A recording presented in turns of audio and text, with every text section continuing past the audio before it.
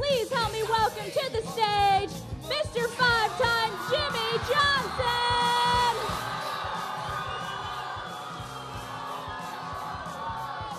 How are you? Good, thank you. Good. That's a great little setup. Are you excited to see everyone? Yes. All the 48 gear, I appreciate it. They've been waiting for you. I'm glad to be here, man. I came out to do a book signing yesterday at our merch rig, and I couldn't believe the attendance there. And today to see everybody out, Kansas, you rock. This is awesome. All right. I have to tell you, Kevin Harvick was talking the other day, and he said you're the coolest guy in the garage. You go to art galas, you run marathons, you do everything, and now you have a book. How cool is that? What was the inspiration behind the book?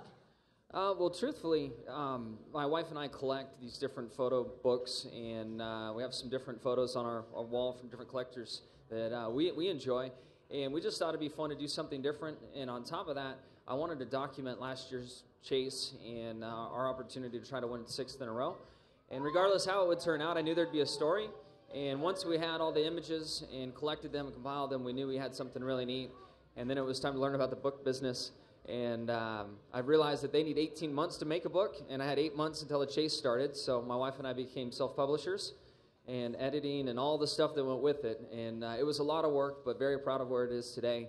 And thank you to the fans for buying the book and enjoying it so much. Where can they buy it here at the track? Because I got to look at it yesterday, and there are photos that kind of made me have a different perspective of you. You're a great family man, I knew that, but there's just cool shots that we never got to see on Twitter or anywhere else. So where can they get a copy?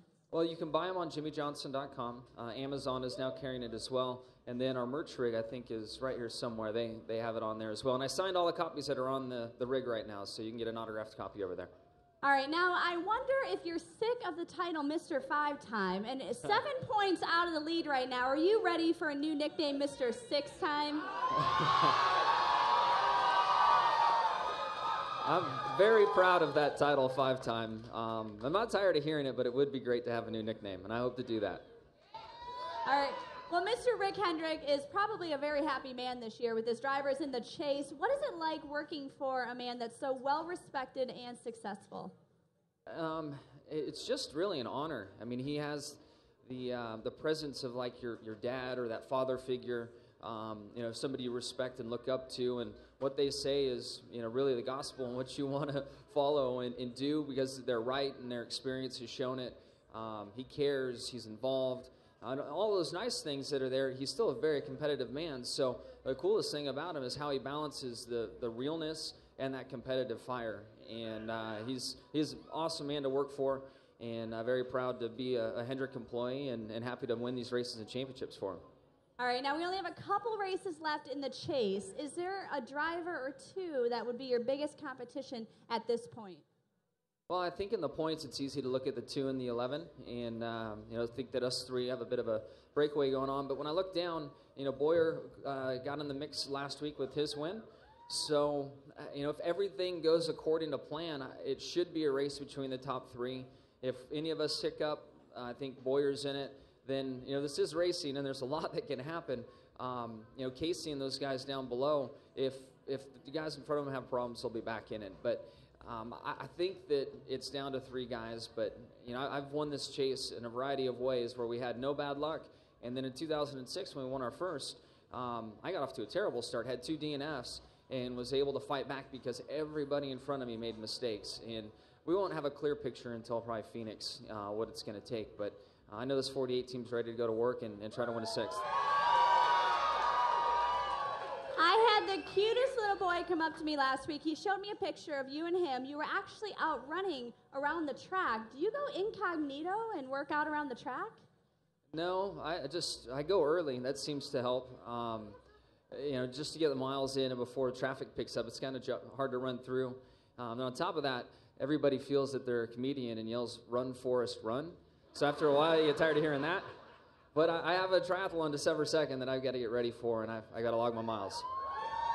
Is there anything you don't do? Like, what's on your bucket list?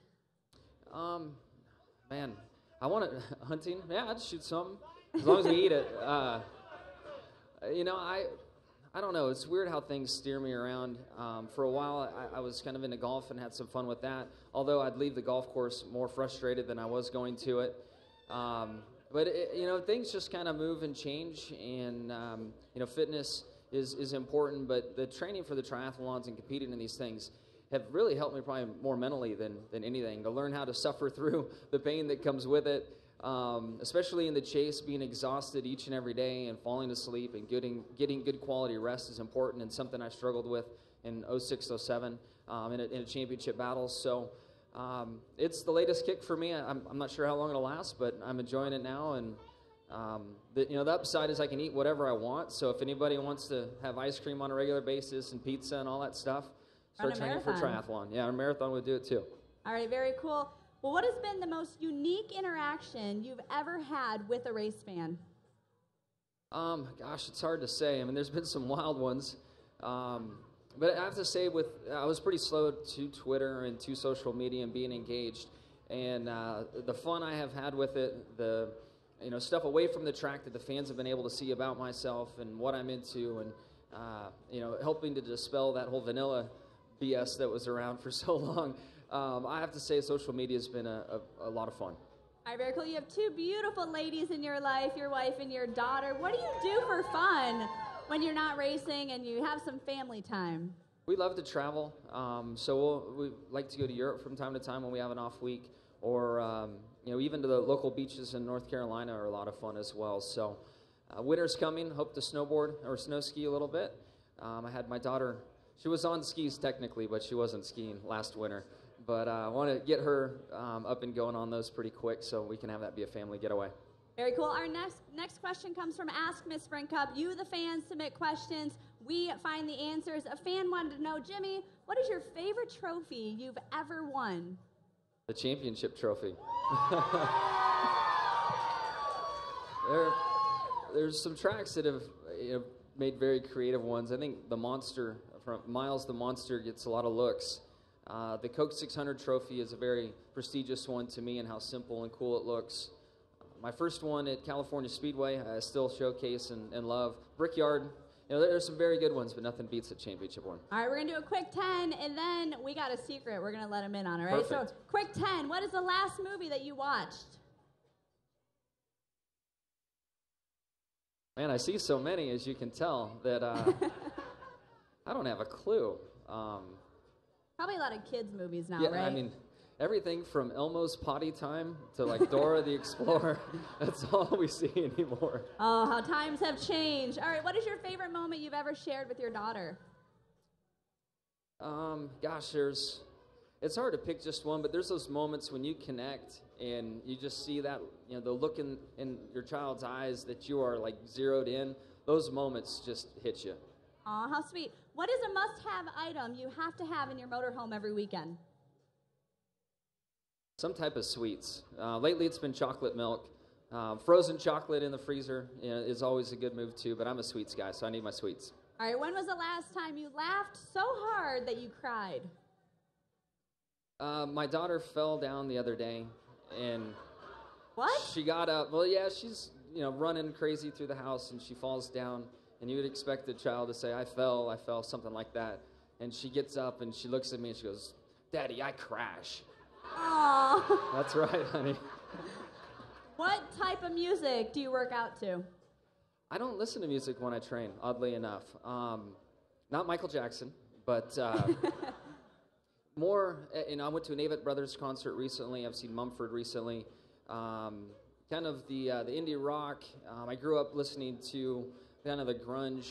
I'd listen to, I guess when my car, I'd turn on the Lithium channel. I'm not sure what you call it. Some say alternative rock, but kind of grunge. Where I grew up, and in the time frame I grew up, Metallica, Nirvana, that whole genre. All right, what do you do to pass all the time on the airplane? When you're flying to the tracks and flying home?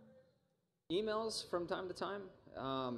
And then we originally thought planes would put our daughter to sleep and she'd get some nap time. That's not the case. So trying to keep her entertained is usually what's going on now. Okay, do you prefer eating out or eating at home when you have the chance? Eating at home. We don't do that often. And then when we are home just a couple days a week, it's hard to shop, and we feel bad that things go to waste all the time. So the rare opportunity that I'm motivated, or my wife is, to go to the store and buy, create a meal and bring it home and cook. It's fun. All right, do you remember the first autograph that you ever gave? First autograph you've ever signed? No, but I remember going to, let's see, where was it? It was Homestead, and I was driving the Curb Records number 43 Nationwide car. And I think it was probably my second Nationwide start in like 99 or something. And I was wearing a different driver's fire suit. It said Brad Knopfsinger on it. And I didn't care that people were asking me for my autograph and calling me Brad. I was just happy to be signing autographs and happy to be wearing the right suit. So, all right, who would be your biggest inspiration throughout your life? I have to go back to the early years, and certainly my parents and their influence. But it got to a point where I didn't want to listen to my parents, like any kid. And Rick Johnson was a family friend and a very successful motocross racer. And I was racing bikes at the time and kind of followed him up through the ranks. So I then transitioned to Rick. All right, now I know a lot of these fans were out here bright and early. Should we let them in on the secret? Yes. All right. Something cool. You spill the details. Okay, you guys follow Jimmie on Twitter, right? Well, Jimmie asked you guys to tweet that you were here, and guess what we have? Who wants to go with Jimmie for the rest of the day? All right. I forgot already. They told me the name, but I've already forgotten who it is. So where is Scott? Let's see the name. It's Aline? Scott, Aaliyah? Scott, where are you at? And I know a lot of you guys are going to say, I'm Scott. We're going to check IDs on this one. Scott, you tweeted at Jimmie Johnson. Is that you, Scott? Holding up a 6. Jumping.